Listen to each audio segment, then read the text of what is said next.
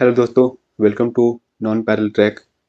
जैसा कि आपको पता है कि इस बार आरआरबी 2024 का सीबीटी 1 सीबीटी 2 हो चुका है और 2 शिफ्ट का साइको एग्ज़ाम भी हो चुका है और एक लास्ट साइको शिफ्ट बचा हुआ है। तो कितने लोग सीबीटी 2 से बाहर हुए हैं? कौन किस कैटेगरी से यूआर माइग्रेट करेगा? डीवी और मेडिकल में कितने लोग रिजेक्ट होंगे? ये सब मिलाकर फाइनल कट-ऑफ तय किया जाता है। तो आज मैं आपको बताने वाला हूँ एग्जैक्ट सीबीटी 2 का सेफ स्कोर और फाइनल एक्सपेक्टेड कट-ऑफ, जो कि रैंक मित्रा के पूरे डेटा एनालिसिस पर बेस्ड है। तो अगर आप चाहते हैं कि सिलेक्शन अपना हाथ ना फिसले, तो ये वीडियो आखिर तक जरूर देखें। इससे आपको आइडिया हो जाएगा कि क्या आप सेफ जोन में हैं या नहीं। तो चलिए वीडियो को शुरू करते हैं। सबसे पहले देखते हैं कि 2024 में क्या रिक्रूटमेंट के नोटिफिकेशन रहा है, कितने सारे वैकेंसीज रहे। तो टोटल आप देख सकते हैं कि 18,799 वैकेंसी रहा है। इन्होंने रिवाइज वैकेंसी दिया था। स्टार्टिंग इन्होंने 5,696 वैकेंसी दिया था, इसके बाद में इन्होंने रिवाइज करके इतना किया। हम बात करेंगे इस वीडियो में सिर्फ बेंगलोर जोन के बारे में, क्योंकि सारे जोन के एक बारे में बात करेंगे तो ये वीडियो काफ़ी लंबा हो जाएगा। तो बात करते हैं बेंगलोर जोन में 1576 टोटल वैकेंसी हैं, 1576। इसमें यूआर के 640, एससी के 235, एसटी के 118, ओबीसी के 426 और ईडब्ल्यूएस के 157 हैं। सबसे पहले एक बार देख लेते हैं कि एलपी जो सीबीटी 2 की जो स्कोर कार्ड आया था, जो रैंक मित्रा पे बहुत सारे स्टूडेंट्स ने अपना डाटा चेक किया था। ऑलमोस्ट 77,000 लोगों ने, 77,000 लोगों ने अपना डाटा यहाँ पे चेक किया है आउट ऑफ 2,66,000, यानी कि 2,60,000 लोगों में से इतने लोगों ने चेक किया है, जिसमें से 1,20,000 लोग क्वालिफाई किए हैं, ऐसा आरआरबी ने बताया है। आप देख सकते हैं कि 95 प्लस लाने वाले टोटल 9 स्टूडेंट्स हैं, जिसमें से 4 यूआर के हैं, 3 ओबीसी के, 2 ईडब्ल्यूएस के। सिमिलरली 90 प्लस लाने वाले भी 321 स्टूडेंट्स हैं। 85 प्लस लाने वाले 2,000 से ज़्यादा कैंडिडेट्स हैं और 80 प्लस लाने वाले लगभग 6,500 से ज़्यादा कैंडिडेट्स हैं। ये डाटा सिर्फ 77,000 जो स्टूडेंट ने अपना आंसर की फिल किया है उसके बेसिस पे है। तो इसका मतलब ये है कि बहुत सारे लोगों ने 80 प्लस स्कोर किया है, तो इस बेसिस पे हो सकता है कि इस बार थोड़ा कट ऑफ ज़्यादा जाए।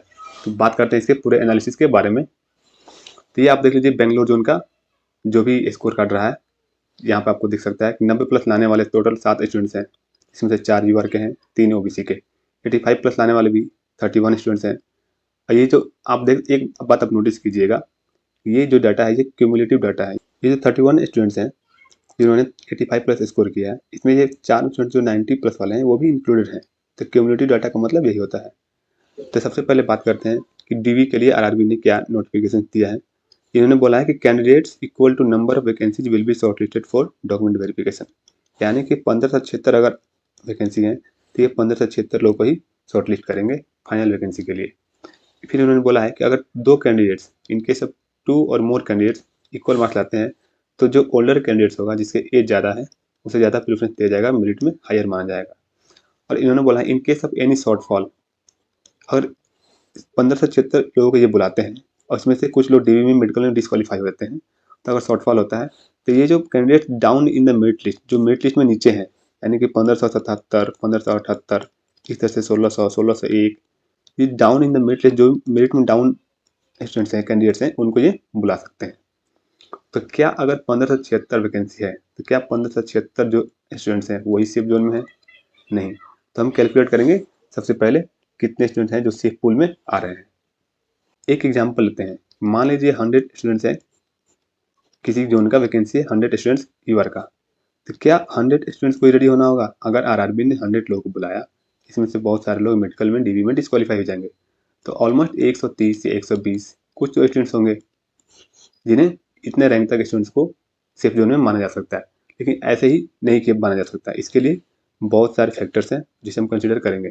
सबसे पहले तो एब्सेंटिज्म इन सीबीटी 2, यानी कि सीबीटी 2 में बहुत सारे कैंडिडेट्स एब्सेंट भी होते हैं, तो ये भी एक फैक्टर हो सकता है। साइको में भी कुछ कैंडिडेट्स एब्सेंट होते हैं, ये भी एक फैक्टर है। कैटेगरी माइग्रेशन, ये काफ़ी इंपॉर्टेंट पॉइंट है। कैटेगरी माइग्रेशन 8 से 12%। मैं आपको बताता हूँ, ये 8 से 12%, 2 से 5%, ये जो भी हमने परसेंटेज लिया है, ये एलपी 2018 और एनटीपीसी 2021 और जेई 2019 के नोटिफिकेशन पे, वैकेंसी पे डिटेल बेस्ड है। तो 8 से 12% लोग कैटेगरी से माइग्रेट करते हैं। अगर ओबीसी के 100 स्टूडेंट्स हैं तो इसमें से 8 से 10 कैंडिडेट्स ऐसे होंगे जिन्हें यूआर में माइग्रेट करेंगे। अब माइग्रेशन का सिंपल रूल है कि आप सीबीटी 1, सीबीटी 2, अगर दोनों कैटेगरी में अगर आपने यूआर से ज़्यादा कटअप, यूआर के कटअप से ज़्यादा आपने स्कोर किया है, तो आपको यूआर में कंसिडर किया जाएगा। दोनों में से अगर किसी एक स्टेज में अगर आपने अपनी कैटेगरी का फ़ायदा उठाया है, तो आपको यूआर में कंसिडर नहीं किया जाएगा। फॉर एग्जाम्पल किसी कैंडिडेट ने CBT 1 में इस OBC कट ऑफ से क्वालिफाई किया और UR कट ऑफ से कम था, लेकिन CBT 2 में इस सेम स्टूडेंट 90 प्लस स्कोर कर दिया, फिर भी इसे OBC कैटेगरी में ही कंसिडर किया जाएगा, ना कि UR में, क्योंकि इसने CBT 1 में OBC कैटेगरी से क्वालिफाई किया था। तो अगर आपने अपनी कैटेगरी का एक बार फ़ायदा उठाया तो आपको सेम कैटेगरी से कंसिडर किया जाएगा। बात करते हैं DB स्टेज में। DB में भी 2 से 5% लोग डॉक्यूमेंट के मिसमैच की वजह से डिस्क्वालीफाई होते हैं, और मेडिकल में भी 8 से 12% लोग, और टाई ब्रेक और अदर डिस्क्वालिफिकेशन के चांसेस भी होते हैं। तो इन सारे फैक्टर्स को कंसिडर करके हमने एक सेफ पूल कंसिडर किया है, कैलकुलेट किया है, जो कि वैकेंसी का 1 times plus migration plus DB plus medical का परसेंटेज।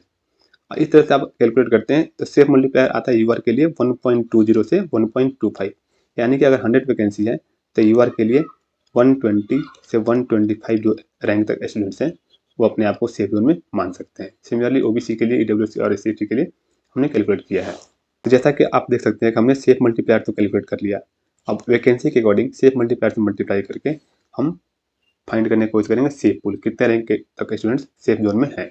640 का आप इतना से मल्टीप्लाई करिएगा, इतना आएगा 768, और 1.25 से मल्टीप्लाई कीजिएगा तो 800 ऑलमोस्ट आता है।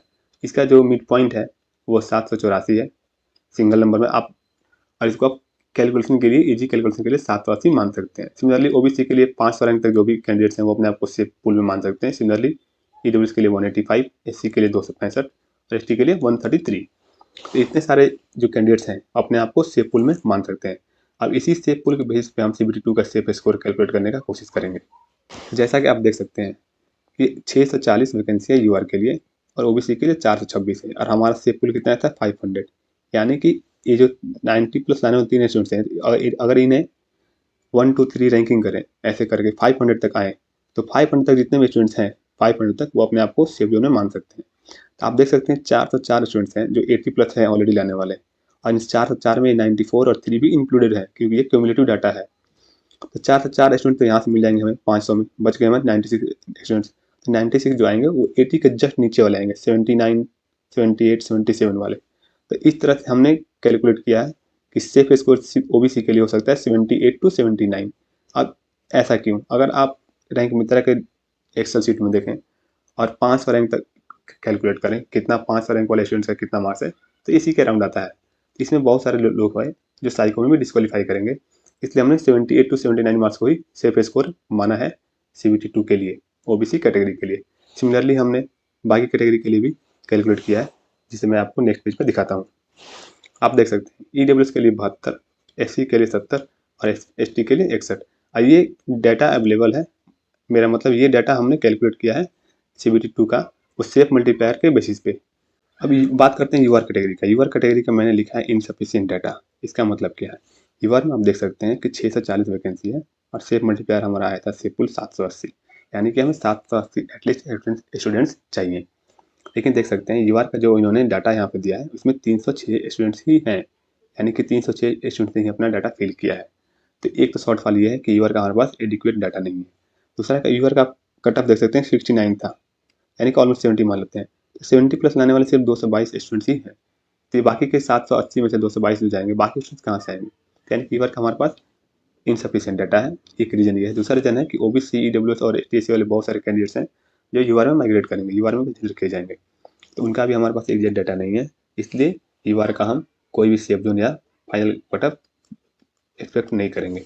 बाकी कैटेगरी के आप देख सकते हैं OBC के लिए मैंने सेफ जोन बता दिया इतना, EWS के लिए इतना, SC के लिए इतना, ST के लिए 61।